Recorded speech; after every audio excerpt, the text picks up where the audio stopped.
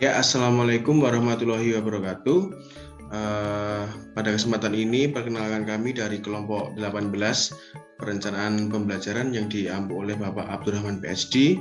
Perkenalkan, nama saya Stefanus Abraham Wijaya, NIM K8420074. Dan saya Aryo David Laksono dengan NIM K8420007. Ya, kami akan mempresentasikan mengenai penilaian hasil belajar. Sebelum kami mempresentasikan, kami akan menayangkan video profil dari Universitas 11 Maret.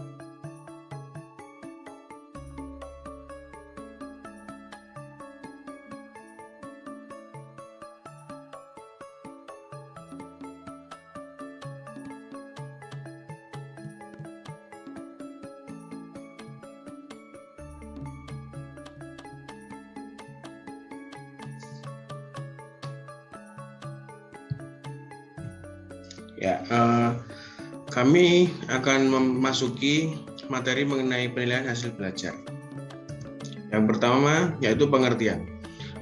Pengertian dari penilaian hasil belajar sendiri ini yaitu menurut guys, bagaimana dikutip oleh Yusuf tahun 2015 mendefinisikan bahwa penilaian hasil belajar itu merupakan suatu proses pengumpulan dan analisa data secara sistematis untuk mengetahui bukti penguasaan peserta didik dalam belajar, ketercapaian tujuan yang telah ditetapkan, dan menentukan keefektifan pembelajaran. Yang selanjutnya yaitu ada tujuan dan fungsi. Penilaian hasil belajar yang dilakukan guru bertujuan untuk mengetahui bahan-bahan pelajaran yang disampaikan sudah dikuasai atau belum oleh anak didik, dan apakah kegiatan pengajaran yang telah dilaksanakan sesuai dengan yang diharapkan. Dalam hal ini, Sujaya dan Rifai tahun 2001 menjelaskan bahwa tujuan penilaian hasil belajar bertujuan untuk melihat kemajuan belajar siswa dalam hal penguasaan materi pengajaran yang telah dipelajarinya sesuai dengan tujuan-tujuan yang telah ditetapkan. Secara spesifik, tujuan penilaian hasil belajar dijelaskan oleh Riz dan Walker sebagaimana dikutip oleh Aunur Rahman tahun 2011 sebagai berikut. Yang pertama yaitu memperkuat kegiatan belajar. Yang kedua, menguji pemahaman dan kemampuan siswa. Yang ketiga, memastikan pengetahuan prasyarat yang sesuai. Yang keempat, mendukung terlaksananya kegiatan pembelajaran. Yang kelima, memotivasi siswa. Yang keenam, memberi umpan balik bagi siswa. Yang ketujuh, memberi umpan balik bagi guru. Yang kedelapan, memelihara standar mutu. Yang kesembilan, mencapai kemajuan proses dan hasil belajar. Yang kesepuluh, memprediksi kinerja pembelajaran selanjutnya. Dan yang kesebelas, menilai kualitas belajar. Lalu selanjutnya terkait dengan fungsi penilaian hasil belajar ini dijelaskan juga oleh Siregar dan Nara tahun 2010 sebagai berikut. Ada diagnostik, ada seleksi, ada kenaikan kelas dan penempatan. Hal lain juga disampaikan oleh Hamalik tahun 2004 memaparkan fungsi dari penilaian hasil belajar itu yaitu ada fungsi edukatif, institusional, diagnostik, administratif, kurikuler, dan juga manajemen. Ari Kunto tahun 2005 memaparkan fungsi penilaian hasil belajar ada beberapa hal, yaitu selektif, diagnostik, penilaian berfungsi sebagai penempatan, dan penilaian berfungsi sebagai pengukur keberhasilan. Yang selanjutnya akan dijelaskan oleh teman saya. Oke, materi selanjutnya itu adalah manfaatnya.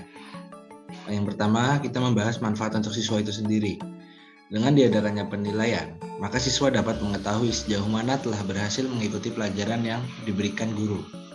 Hasil yang diperoleh siswa dari pekerjaan menilai ini ada dua kemungkinan, Yang pertama yaitu memuaskan. Jika siswa memperoleh hasil yang memuaskan dan hal itu menyenangkan, tentu kepuasan itu ingin diperolehnya lagi pada kesempatan lain waktu. Akibatnya, siswa akan mempunyai motivasi yang cukup besar untuk belajar yang lebih giat. Namun demikian, keadaan sebaliknya dapat terjadi, yakni siswa merasa sudah puas dengan hasil yang diperoleh dan usahanya kurang gigih. Yang kedua yaitu dengan hasil yang manfaat tidak memuaskan. Jika siswa tidak puas dengan hasil yang diperoleh, ia akan berusaha agar lain kali keadaan itu tidak terulang.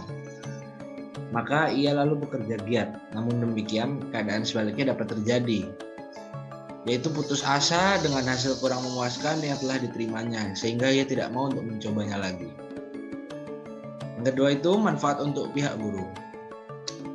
Yang pertama, dengan hasil penilaian yang diperoleh guru akan dapat mengetahui siswa-siswa mana yang sudah berhak meneruskan pelajarannya karena sudah berhasil menguasai bahan, maupun mengetahui siswa-siswa yang belum menguasai bahan tersebut. Yang kedua, guru akan mengetahui apakah materi yang diajarkan sudah tepat bagi siswa, sehingga untuk memberikan pengajaran di waktu yang akan datang tidak perlu diadakan sebuah perubahan. Yang ketiga, guru akan mengetahui apakah metode yang digunakan sudah tepat atau belum. Jika sebagian besar dari siswa memperoleh angka jelek pada penilaian yang diadakan, mungkin hal ini disebabkan oleh pendekatan atau metode yang kurang tepat yang diterapkan oleh pihak guru tersebut. Yang ketiga yaitu manfaat untuk pihak sekolah. Apabila guru-guru mengadakan penilaian dan diketahui bagaimana hasil belajar siswa-siswanya, dapat pula diketahui bahwa apakah kondisi belajar yang diciptakan oleh sekolah sudah sesuai dengan harapan atau belum. Hasil belajar merupakan cermin kualitas dari suatu sekolah. Yang kedua, informasi dari guru tentang tepat tidaknya kurikulum untuk sekolah itu dapat merupakan bahan pertimbangan bagi perencanaan sekolah untuk masa-masa yang akan datang. Yang ketiga, informasi hasil penilaian yang diperoleh dari tahun ke tahun dapat digunakan sebagai pedoman bagi sekolah yang dilakukan oleh sekolah sudah memenuhi standar atau belum. Pemenuhan standar akan terlihat dari bagusnya angka-angka yang diperoleh siswanya.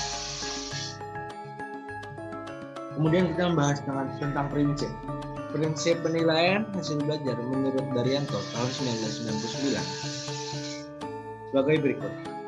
Yang pertama, prinsip keterpaduan. Yang kedua, prinsip keterlibatan siswa. Yang ketiga, prinsip koherensi. Yang keempat, prinsip pedagogis. Dan yang kelima, prinsip akuntabilitas. Selanjutnya yang disampaikan oleh Yusuf tahun 2015 memaparkan prinsip penilaian hasil belajar yang baik adalah sebagai berikut. Yang pertama, yaitu ada prinsip komprehensif. Yang kedua, prinsip kontinu atau berkelanjutan. Yang ketiga, prinsip objektif.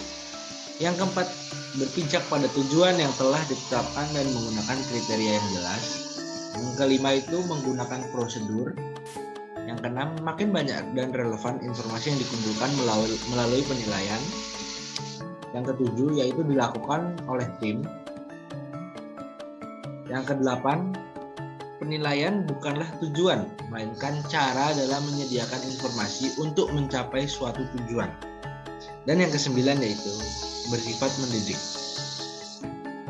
Ya, dari materi yang telah kami pelajari dan kami susun menjadi PPT ini, kami mendapatkan refleksi bahwa dengan mempelajari materi ini kami mendapatkan ilmu mengenai apa itu sebuah penilaian dalam belajar. Dan kami juga menjadi mengerti bagaimana sebuah penilaian yang baik itu diberikan dan apa dampak atau manfaat penilaian itu terhadap sekolah, guru maupun siswa. Ya, berikut merupakan presentasi dari kelompok kami mengenai penilaian hasil belajar. Apabila ada salah maupun kekurangan kami mohon maaf. Terima kasih. Assalamualaikum warahmatullahi wabarakatuh.